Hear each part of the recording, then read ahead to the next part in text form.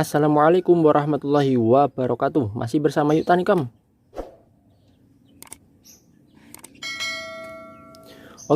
Oke teman-teman, kali ini kita akan membahas tentang tanaman di depan saya ini. Nah, secara umum tanaman ini itu namanya adalah sirih Cina. Secara umum ya, ada yang bilang ketumpang air, ada yang bilang sirih air, dan lain sebagainya ya. Mungkin di tempat lain namanya juga akan berbeda. Yang mungkin namanya berbeda bisa bantu di kolom komentar ya, jadi teman-teman juga bisa lebih tahu. Kemudian di sini kita akan membahas tanaman ini itu setidaknya 3 hal. Yang pertama adalah dari ciri-ciri, kemudian yang kedua dari khasiatnya, kemudian yang ketiga itu cara budidaya secara singkatnya. Oke, langsung aja jos. Oke teman-teman, dari ciri-ciri yang bisa kita cermati dari tanaman ini adalah yang pertama, dia memiliki batang yang bisa dibilang empuk ya. Jadi kayak bayam, kemudian kayak kangkung, empuk seperti itu. Kemudian dia memiliki ciri daunnya itu berbentuk kurang lebih mirip hati, kemudian dia kecil dan dia memiliki bunga dan biji seperti di atas ini. Ini ya. Kemudian dia biasa tumbuh itu di tempat-tempat yang lembab, kemudian mungkin di pinggir danau, sungai, kolam, dan lain sebagainya yang setidaknya dia lembab. Untuk datarannya itu saya belum menemukan secara terperinci apakah dataran tinggi atau rendah. Kalau ini di Rumah Gamping itu bisa dibilang dataran sedang ya, tidak terlalu rendah dan tidak terlalu tinggi, dan di Serumbung itu juga ada.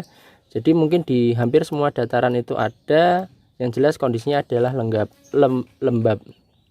Dan ini cenderung liar ya, karena saya juga sering muncul di polybag, kemudian di pot, dan sering saya cabuti ya, karena mungkin saya juga belum begitu memanfaatkannya. Jadi mungkin bisa dibilang kayak tanaman gulma, jadi sering saya cabuti. Oke, kemudian kita akan bahas dari sisi khasiatnya. Oke, kalau kita coba cari informasi di Google ya, dengan kata kunci khasiat tanaman sirih Cina. Nah, ini sebenarnya ada banyak artikel ya. Jadi salah satu artikelnya itu menyampaikan bahwa daun sirih Cina mengandung agen anti kanker, antioksidan kuat, dan anti inflamasi.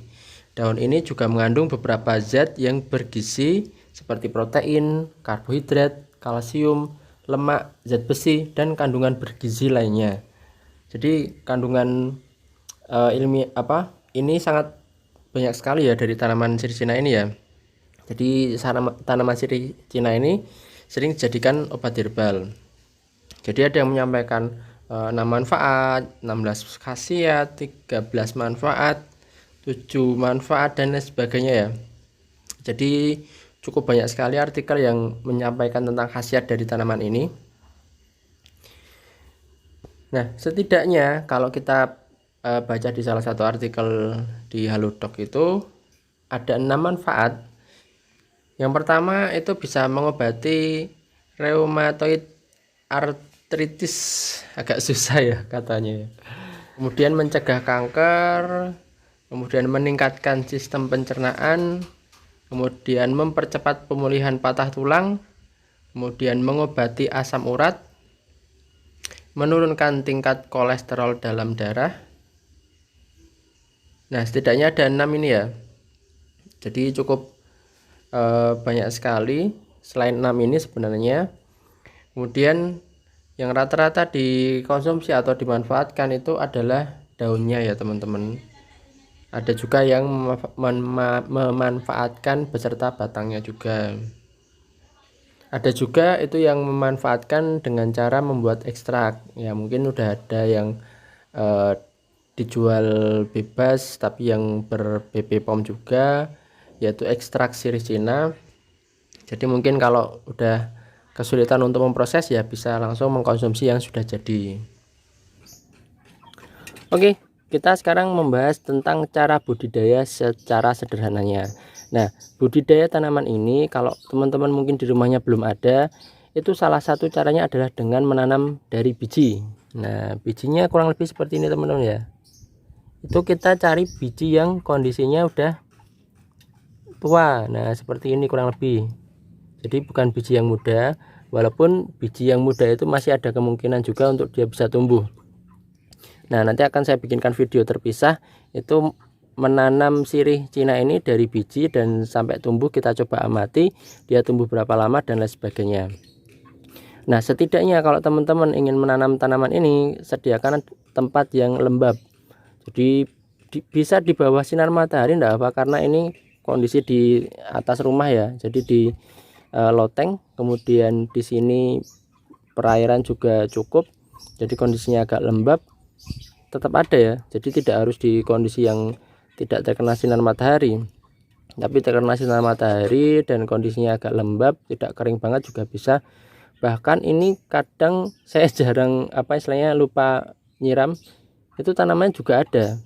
Jadi ini termasuk tanaman yang mudah, dan dari sisi khasiatnya pun juga cukup banyak ya. Cuman karena mungkin belum familiar di kita atau mungkin teman-teman, itu bisa dirasa masih dibilang tanaman pengganggu atau gulma, tapi bisa patut dicoba. Semoga cocok dan sesuai dengan obat yang teman-teman cari. Semoga cocok, bermanfaat dan menyembuhkan, menyehatkan. Oke teman-teman, sedikit informasi itu. Semoga video ini bisa bermanfaat dan menambah informasi mengenai tanaman obat. Oke, semoga video ini bermanfaat. Terima kasih.